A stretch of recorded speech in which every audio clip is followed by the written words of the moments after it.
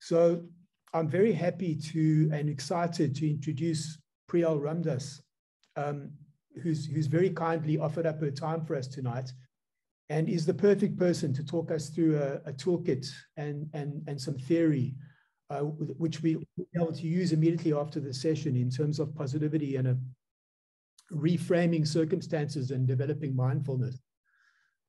Priyal's a director of Connect Consulting.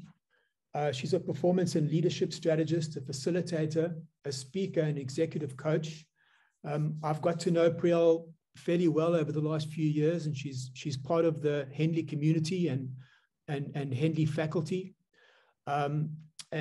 Without saying anything more, I'm going to get out of the way and hand you over to Priyal so we can get the most out of the session. So Priyal, welcome, and over to you. Thank you so much, Barry. Thank you for the opportunity, Henley, for me to actually be here to serve you all today. I'm going to just share my screen. So what are we going to be doing today? I hope you're all excited and and curious about meditation and what it can do to benefit you today. I'm sure you all know that meditation is becoming fast a popular means or tool to calm the endless activity of our minds. So today I'm hoping that you actually just allow yourself to stay curious, to meet yourself where you're at. Allow yourself to raise some awareness in terms of what might be happening with you. That's already the first step to self-care and kindness. So if only for today, for the next hour, my invitation to you is to stay curious, see where this takes you, allow yourself to observe non-judgmentally, be here for you, and allow us to create the space so that you can leave here with a clear sense or view of where you are at and what you might need to be doing differently. I think as a starting point, it's really exciting for me to do this because meditation has been a part of my life for over 30 years. And I've seen firsthand the impact that it's had in my life, had in my career, in my family life. And so I'm really excited to share with you today and to support you through an experience of it. So if we could basically just get smack bang into it, I'm going to invite you to already just meet yourselves where you are. And if you can just sit comfortably or lie back, whatever it is that actually makes you feel a sense of calm, all well, all good. I'm going to ask that this does become an interactive dialogue at some point. But for now, I'm going to play some music and I'm going to talk you through a body scan process just for you to observe and to see where you're actually at. So once again, I'm going to just ask you to get comfortable. You're welcome to close your eyes or not. If not, look at the picture in front of you or any other focal point. But I'm going to ask you to just take a deep breath in and a deep breath out. And another deep breath in and out. And just allow yourself to relax. And I'm going to ask you to gently raise your awareness or shift your awareness throughout your body, starting with your head. Notice As you shift your awareness over your face, down your neck, all the way down to your torso. Allow your awareness to shift down your arms and notice how your body is feeling. Where might there be some tension? A few aches or pains? Is it in your neck, upper back?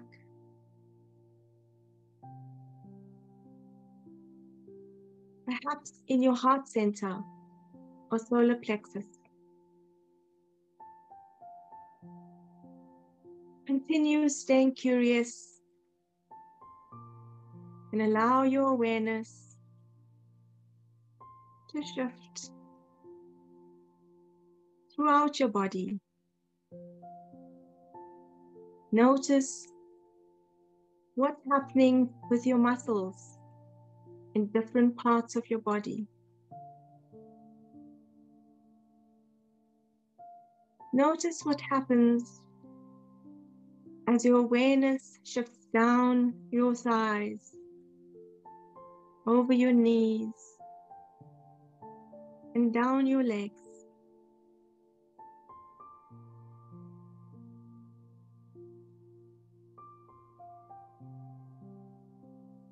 Stay curious and notice what happened to your attention.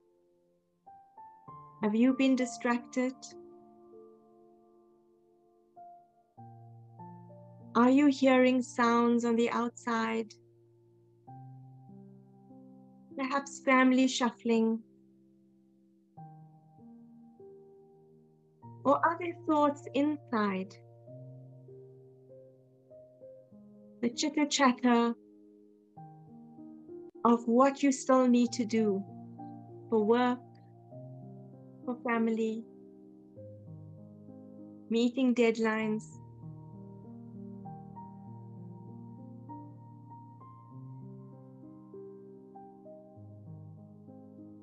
Just notice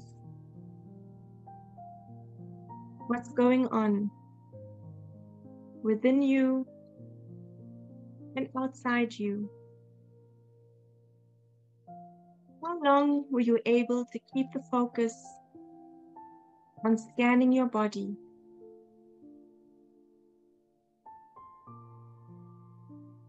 How comfortable are you feeling?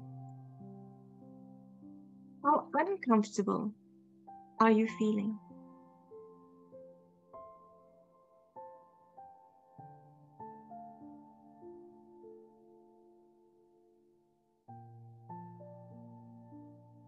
And just continue for a few more seconds.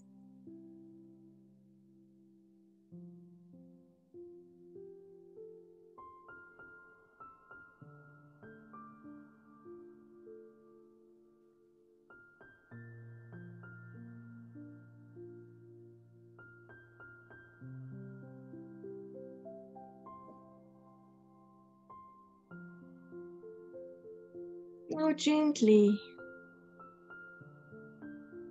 start bringing yourself back. Start wiggling your toes and fingers, bringing yourself back into your body, and gently open your eyes and come back to the here and now.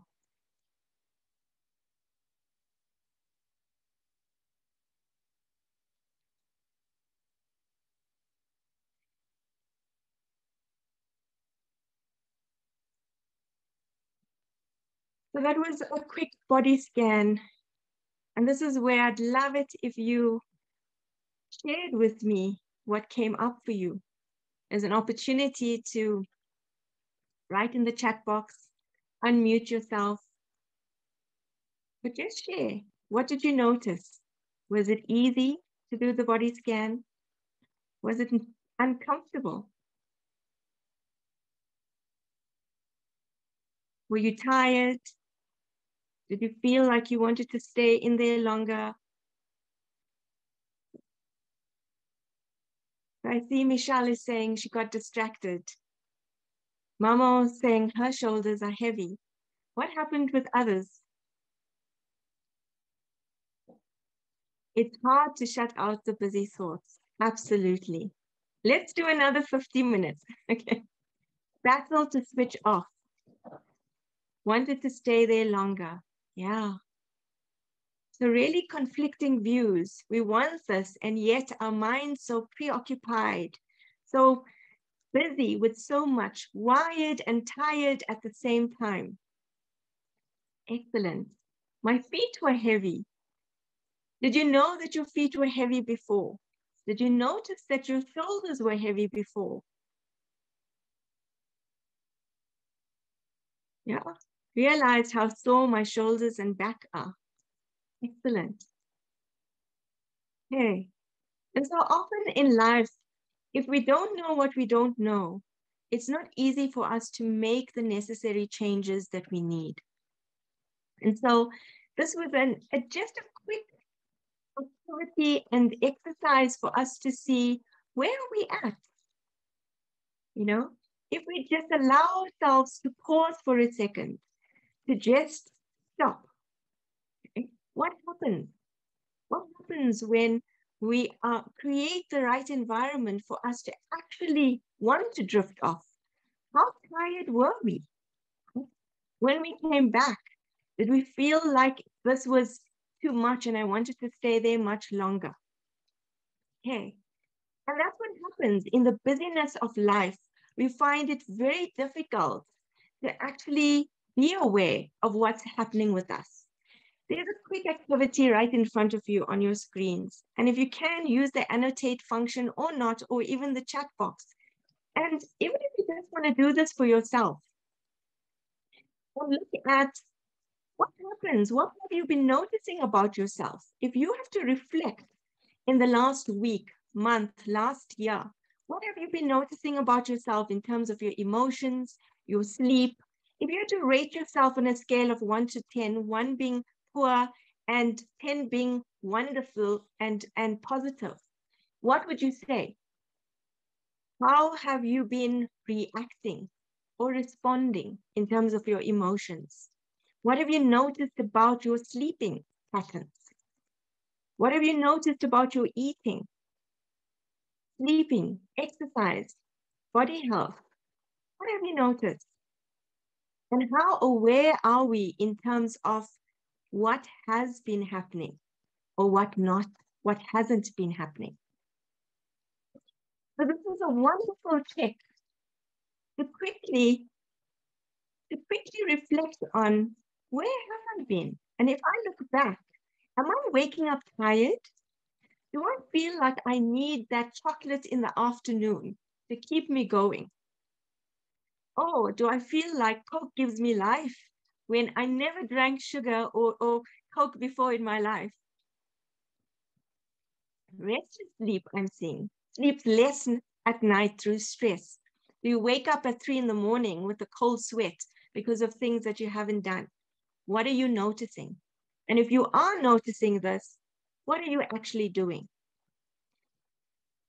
So we've been going through a hell of a lot in the last year, 18 months. There's been so much or so many challenges, one after the other. Okay? And in the last week, especially in South Africa, it has just taken our challenge to a whole new level. And if we look at human beings, if we look at ourselves, what is it that we need to thrive? And what we don't realize is that we are actually social beings and we need social interaction. And the reality is that Zoom fatigue is real. Interacting with the computer continuously, as much as we may keep our laptops, our videos on, is much harder than actually being in the presence of another human being, where we each can hold each other's energy and support each other energetically, which we've basically have taken for granted. And if we look at what the pandemic has shown us, is that it's not just about our survival, but mental health has become a crisis. And so we really need different tools. We really need to rethink what we do and how we do things. And so what has been the impact of the pandemic on mental health?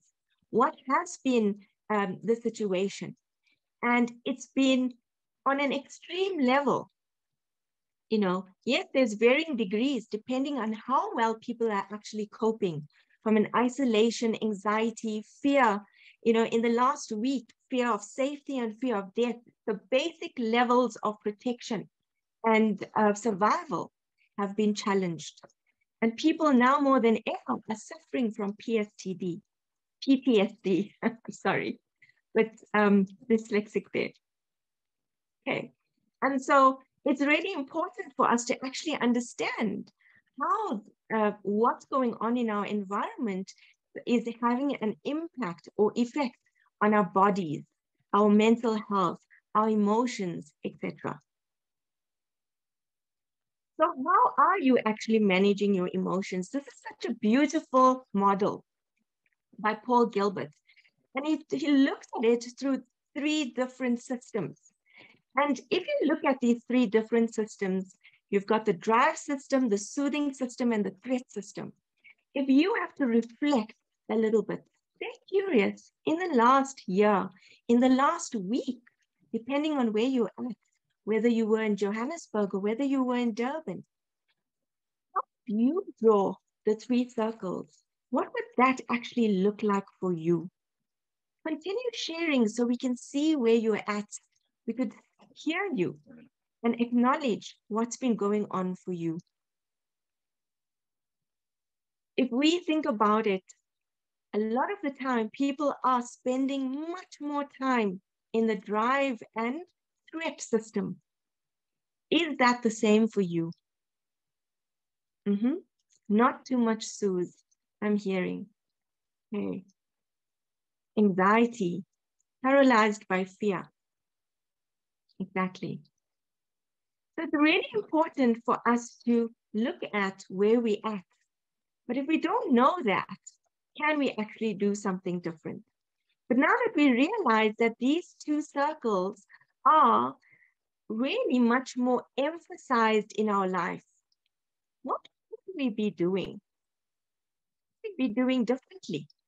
How do we actually deal with our emotions? Okay? Because as human beings, in order to survive, we actually do different things. So we have to think about it. What have you been doing to regulate your emotions? Often what we find, what are some of the coping mechanisms that people utilize? Okay. Sometimes it's alcohol. Sometimes it's binge eating. Sometimes it's withdrawal. Or it could be escapism in the form of Netflix. Okay, here you have Vuyo, who is actually doing something positive in the form of gym to help him release and energize himself. Ignoring and suppressing emotions, absolutely. And so what happens to our emotions? If we think about it, it's like a ball that you're filling with air, okay? The excessive smoking. So what happens? It's the ball that you're filling with air and you're trying to push down underwater. And the harder you push down underwater, what happens to it? The more it pushes up from every other direction. So to just reflect for yourself, what do you do to get rid of unpleasant behavior, unpleasant emotions? Because it is part of our coping mechanism to find something to soothe us, to make us feel better. But the question is it supportive?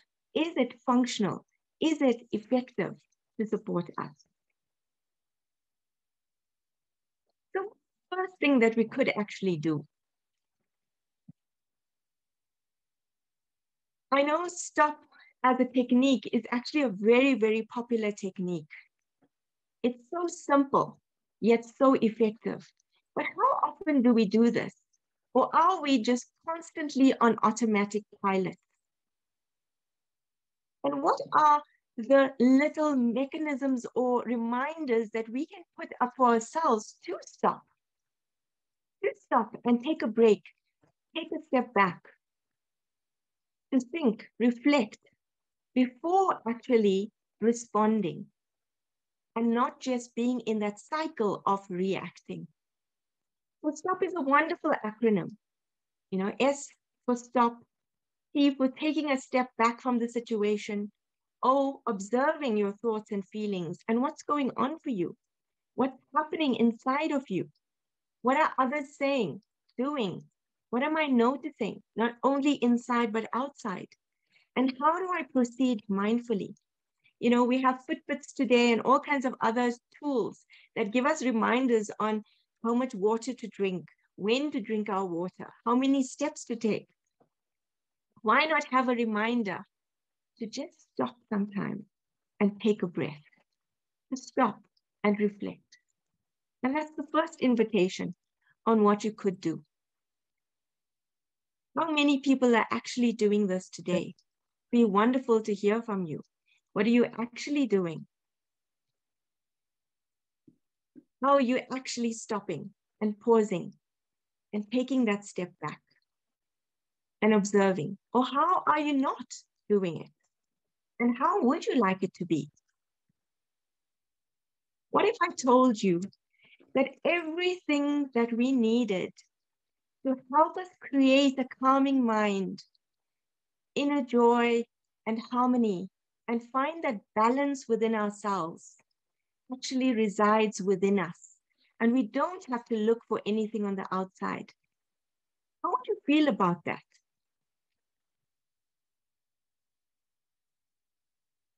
So Glenn says that it's not easy to stop.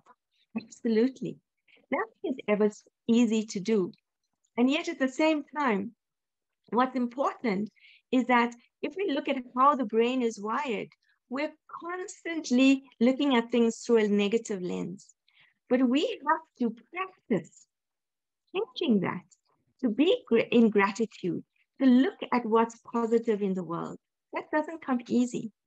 And so, like anything that benefits us, it's really important for us to actually look at what are the steps, or even that one step that I could be doing differently. What would it take to stop a little bit or stop for 30 seconds every couple hours daily? What would it take for you? It does sound so easy, right? It does. And that's the beauty of it. So what we don't realize is the breath is the most powerful technique that we actually have at our disposal. Without it, we won't be here. And yet, how many of us actually acknowledge or are conscious of our breath on a daily basis? How often do we stop and just focus on breathing? Do we even know that we are breathing? Or do we notice our breath only when we're in an anxious state? So I'm going to allow us to go back into another activity, another practice. I'm going to invite you to once again, just sit back, sit straight, relax, close your eyes, allow your hands to relax comfortably on your lap or on your side. And all I want you to do is listen to my voice, listen to the music, and continue focusing on your breath. So all you're going to do as you listen to my voice is breathe in and breathe out. And you're going to do this through your nose. Breathe in and breathe out. And if thoughts come in, just let them float by and come back to your breath. So breathe in and breathe out. And gently allow yourself to get into your own rhythm. Breathing in through your nose and breathing out. Breathing in and breathing out. Finding your natural rhythm.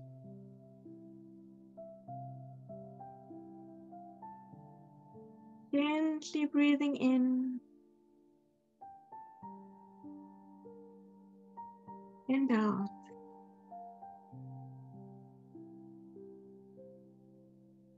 And when your thoughts come in,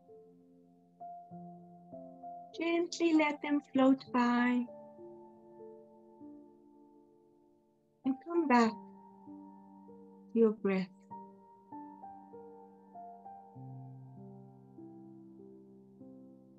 As you breathe, notice your mind calming down.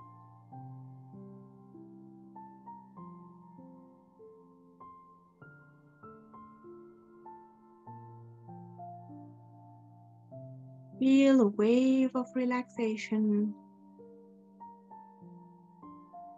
flow throughout your body.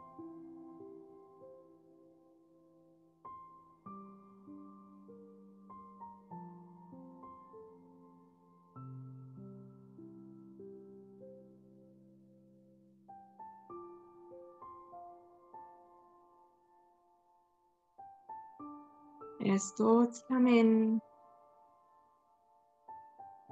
just let them float by and gently come back to focusing on your breath.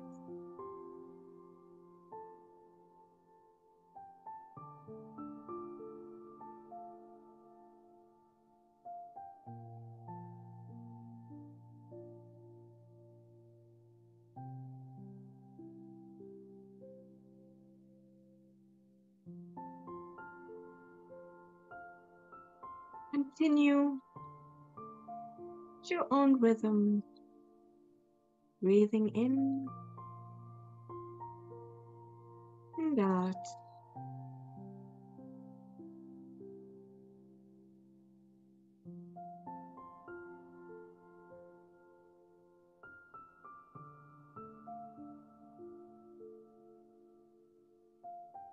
Breathing in and out. For a little while longer, noticing what's happening on the inside, what you might be noticing on the outside. Distractions come in. Gently come back to your breath. All you have to do is notice what comes in, and then come back to your breath.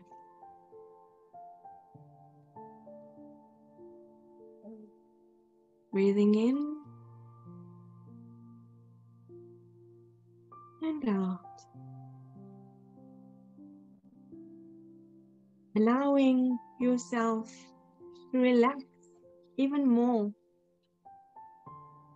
with every breath that you take in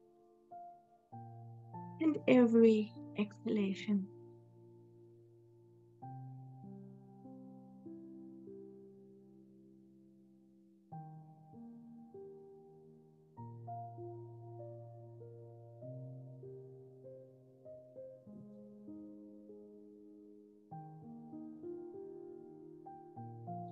Now gently come back. Start wiggling your toes and tips of your fingers. Coming back into your body. Wriggling back into your body. Open your eyes gently when you're ready. And being here, back in the present moment.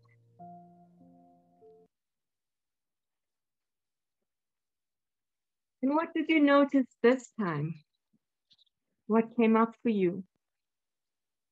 How was it with the breath? Were you able to focus a little bit more?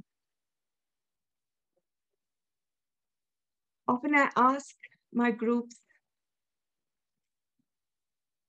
did you notice whether your nostrils, whether your nose was blocked?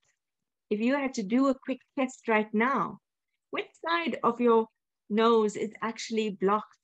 Are both nostrils open? It would be interesting to hear from you to see. What are you noticing? Do you notice during the day how often we hold our breath, especially if we're feeling threatened, if we're feeling anxious, fearful? We stop breathing. How often have you felt yourself gasp for breath?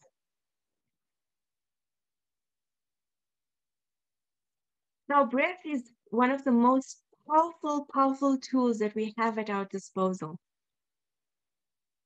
Yeah, improve breathing, but sneezing. So suddenly we're taking up much more oxygen.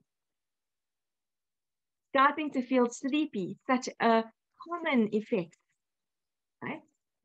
Because often when we actively and consciously breathe, what happens is that we get dizzy because there's too much of oxygen.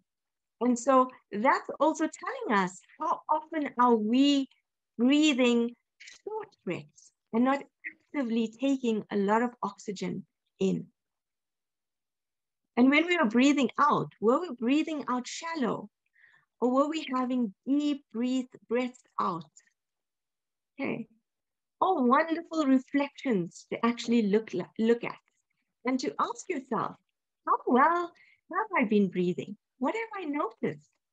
Because if throughout the day, what we don't realize is that we end up breathing through only one nostril for a large portion of the day. And if that happens, it's the opposite side of our brain that's actually activated. And so if we want a balanced perspective and balanced brain, a whole brain thinking, we really need to be conscious of whether only one side of our nostrils are active. And so these are techniques to help us to look at how we could be breathing in with both nostrils and activating both sides of our brain. So the next technique that we have, just looking at time, is box breathing. So box breathing is actually such a wonderful and easy technique. And the Navy SEALs actually uses this on a regular basis to help them with anxiety and help them with actually releasing tension, releasing stress, and also the sympathetic stress, releasing the sympathetic stress symptoms that they actually have on an ongoing basis. And I'm going to just allow you to actually just practice this for a moment. It's pretty simple. It's the same technique. You're focusing on the breath again.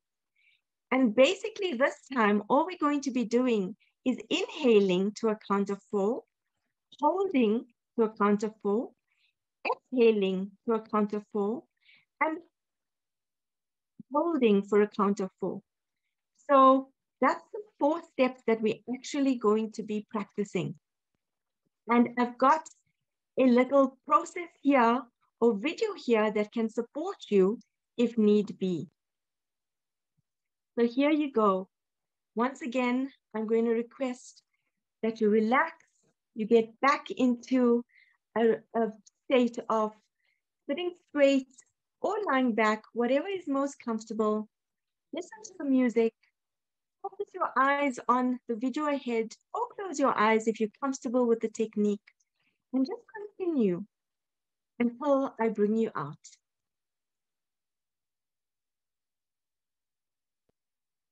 So there you go. Inhale, 2, 3, 4, hold.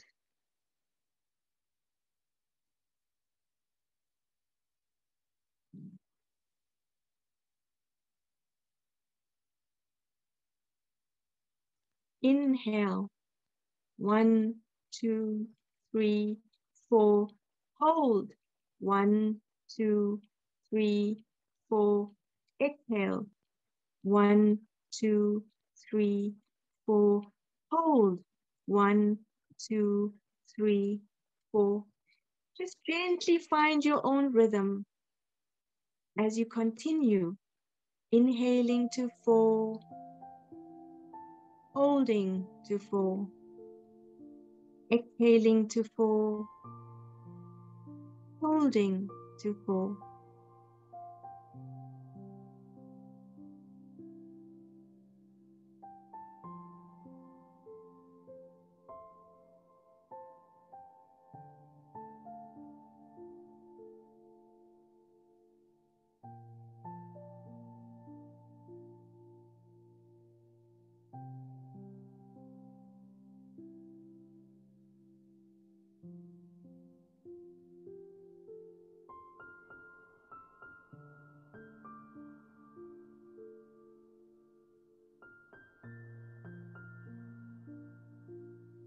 And now, as you continue the next round, I want you to inhale to 4, hold to 4, exhale to 6,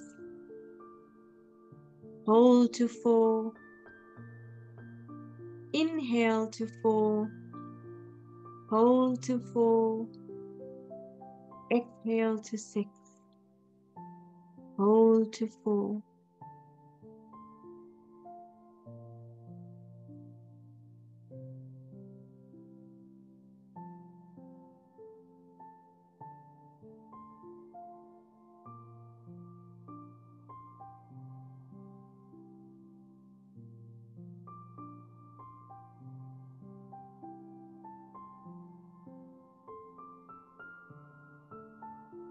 And just notice how different this might be as you count and focus on a process. How does this help your mind focus?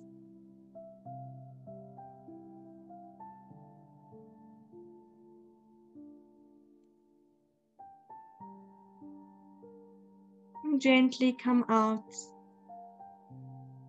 back in the present, here and now.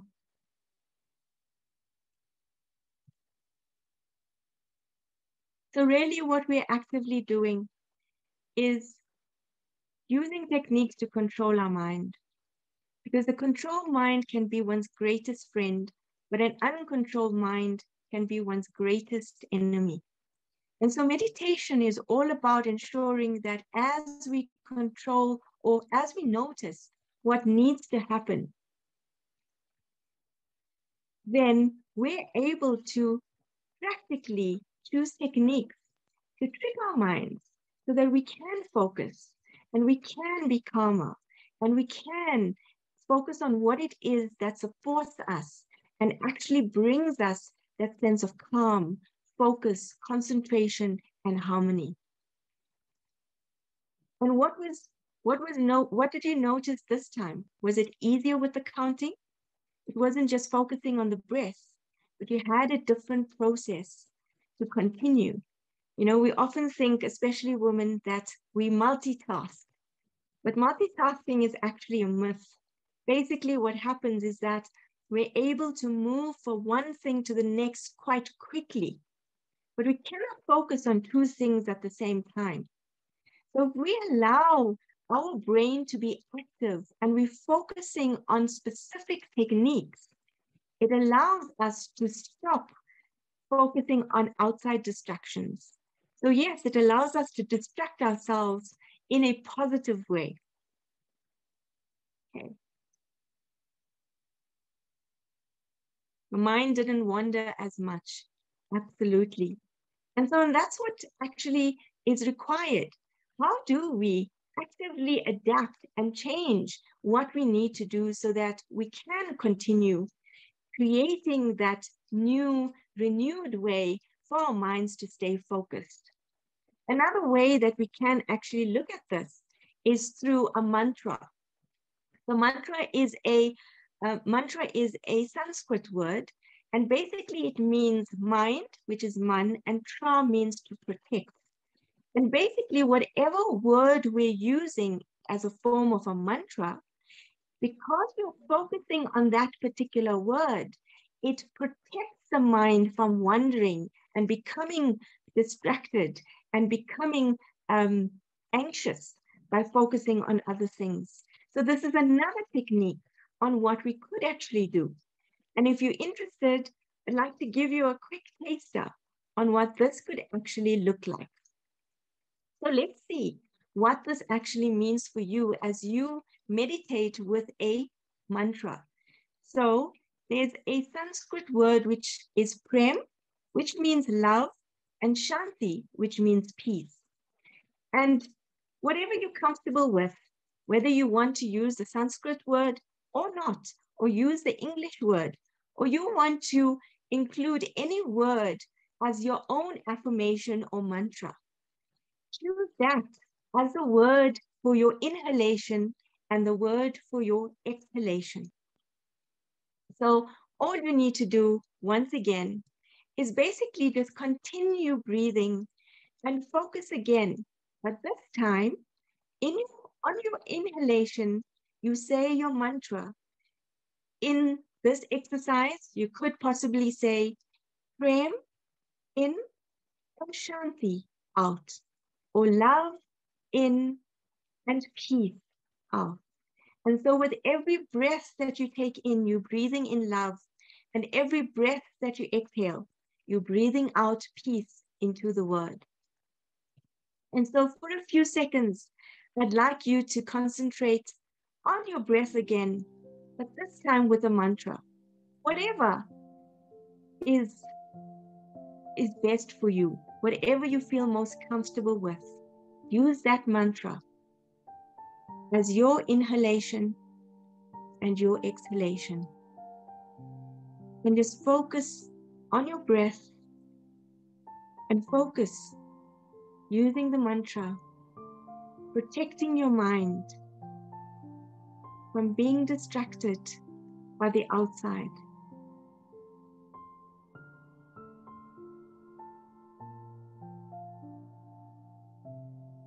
Find your own rhythm.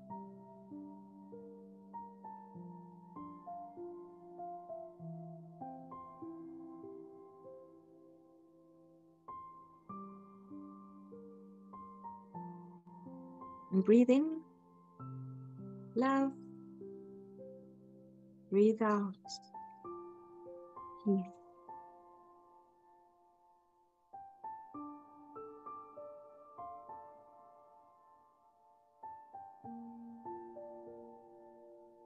And allow yourself to stay in this wonderful positive energy, even if it is for a few seconds. Staying curious to see what happens, how your body responds. And a few more seconds. In and out. And be curious to yourself. How comfortable am I doing this? Or how uncomfortable am I doing this? What's working for me and what's not?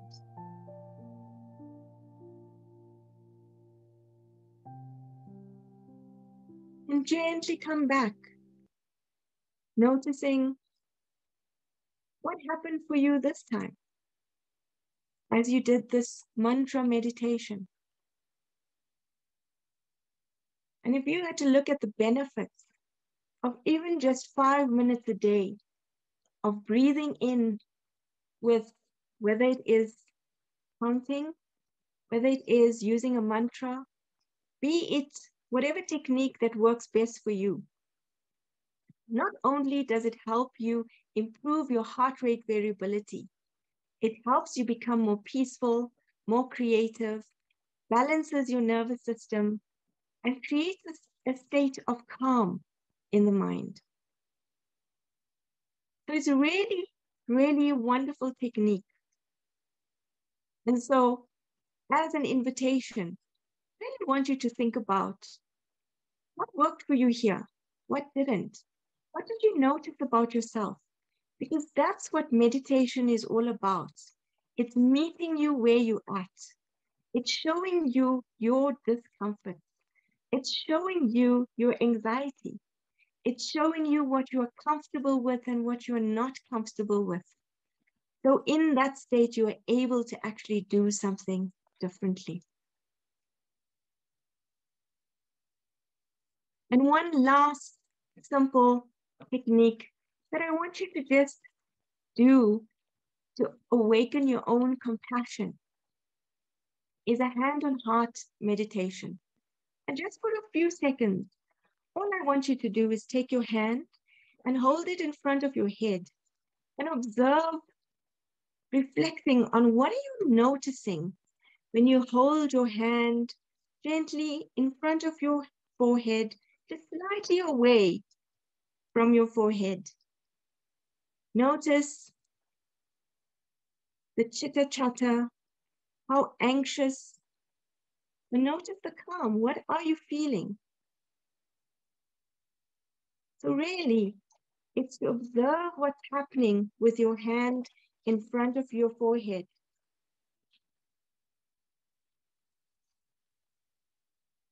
And slowly then release your hand to the center of your chest,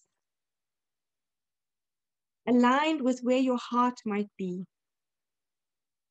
And notice what happens there. Notice what's the feeling that you might have from a heart center perspective. How might your brain heart coherence be? Did you notice a difference from your hand in front of your forehead versus your hand in front of your heart? And just allow yourself to feel the love, compassion, and kindness for yourself. At the very least, allow yourself to feel a level of acceptance for yourself. And notice what happens in the sensations of your hand.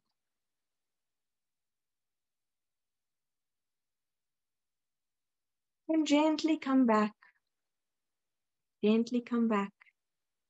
It would be interesting to know what you felt. Okay? And what happened here?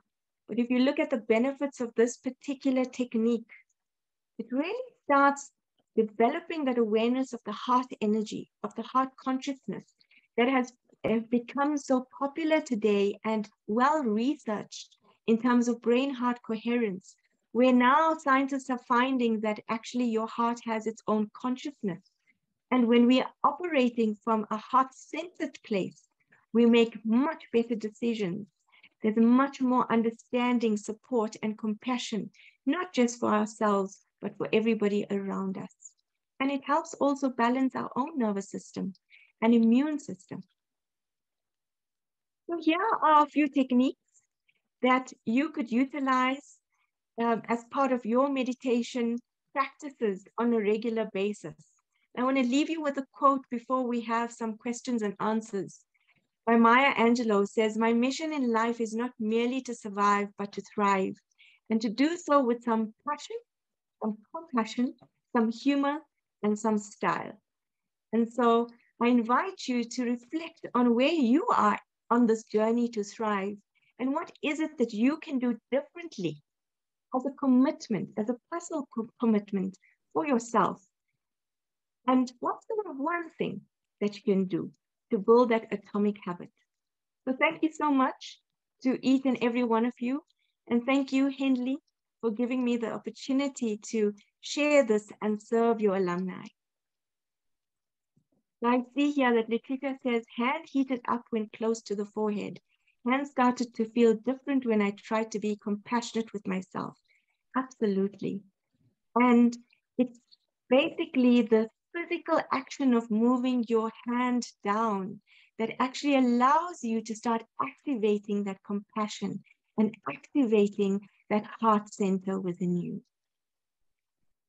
So I'm going to allow you guys to open up for questions and answers. I'll stop sharing. And if there's anything that's coming up from the chat box, please ask away. Priyal, thanks so much. That was totally amazing. That the hand, forehead, heart meditation was just incredible. I've as you know, I've been trying the mantra to great effect. That's been a real game changer for me, in fact. But the mind heart one I haven't tried before, and that was just it was as close to magic as I've experienced. I'm so glad, Barry. And it's just a few seconds, right? We didn't even stay there for even a minute. It took me by surprise. Even just a little bit every day can make big change. So someone asked earlier on, when's the best time to meditate? So ideally, absolutely at 3:30 every morning. No, I'm joking. At any time of day. And really, it's about taking that step back and stopping and looking at it differently. For me, I think about becoming aware of when I'm anxious. And it's like, even if I take 5 minutes a couple of times during a day, I feel like I've had a mini holiday. So any time is the best time. Are there any other questions? Priyal, could I ask you to do something for the group, because I'm convinced that people are going to be thinking of questions long after we leave this evening. Is there any way that you could give some contact details in case anybody wants to engage with you further after this? Absolutely. Maybe you can put it in the chat. Absolutely. Happy to do so. I could do that. What I will also do is I'm happy to actually send this presentation out to Mamo, and she can share it with everybody, so that, you know, everyone here could practice and have a guide to support them as they go along. So I'm going to give you my email address and my contact number. That's fantastic. Thank you so much. And I'm mindful of everybody's time, and we do try and close off at 6. I'm wondering if I see we've got John with us. John, do you want to perhaps pop up and wrap up for us? Yeah, I'll try. I mean, it's sorry to ambush you there, but no, I really enjoyed that. It was. Yeah, it was wonderful, and I wondered, shall we do it every Wednesday? I'm serious. I'm very happy to support you. Do at least, I mean, one small meditation, even if it's at the start of the session or the end of the session, doesn't have to be the entire session, but just giving you one small little piece that could support you is very doable, and most certainly happy to support. I thought if we did it every Wednesday when everyone's so, you know, we've got so much going on, it doesn't have to be part of the alumni thing always. We can just open it up for everybody and just have a Wednesday evening meditation session for everybody anywhere. And we just open it up. It might help everybody a little bit. Absolutely. Even if it's just a 30 minutes. Really wonderful. Thank you, Priyal. Yeah, we've known each other for a long time, so I know you've done an awful lot of work, you know, with your practice over the last few years. It's absolutely marvelous. I really enjoyed that. It was wonderful. I'm glad, John. I'm glad to have been of service. Thank you.